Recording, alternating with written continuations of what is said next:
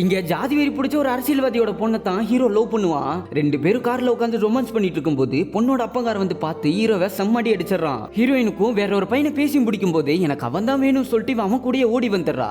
அங்க இருந்து தப்பிச்சு ரெண்டு பேரும் ட்ரெயின்ல மும்பை வந்துடுறாங்க. அப்ப இவங்க தங்க ரூம் கேட்பாங்க. இவங்களுக்கு எங்கேயுமே ரூம் கொடுக்க மாட்டாங்க. சோ இவங்களும் பஸ் ஸ்டாப் அதை விட்டா ரயில்வே ஸ்டேஷன் சொல்லிட்டு பல வாரங்கள் தங்க இடம் இல்லாம கிடைக்கிற இடத்துல தான் தூங்குறாங்க. இப்படி இருக்க ஒரு நாள் ஹீரோவை அடிச்சு போட்டுட்டு ஹீரோயின் கிட்ட சில பொறுக்கி பசங்க தப்பா நடந்துக்கிறானுங்க.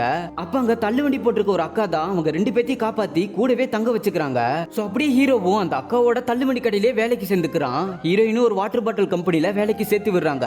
இப்படி இருக்க ஹீரோயின் போனுக்கு நைட்டு சூப்பர்வைசர் கால் பண்ணுவான். இத பார்த்து ஹீரோ சந்தேகப்பட்டு அடுத்த நாள் ஹீரோயின்ட்ட சண்டை போடுவான். ஆனா அதுக்கப்புறம் ரெண்டு பேரும் ஒன்னா சேர்ந்துடுறாங்க. சோ இவங்களுக்கு ஒரு அழகான குழந்தையுமே பிறக்குது.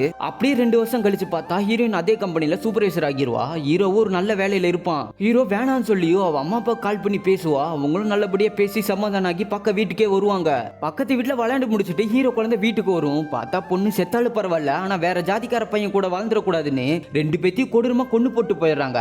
இப்ப அந்த பிஞ்சு குழந்தை யாருமே இல்லாம அனாதையாகிடுது.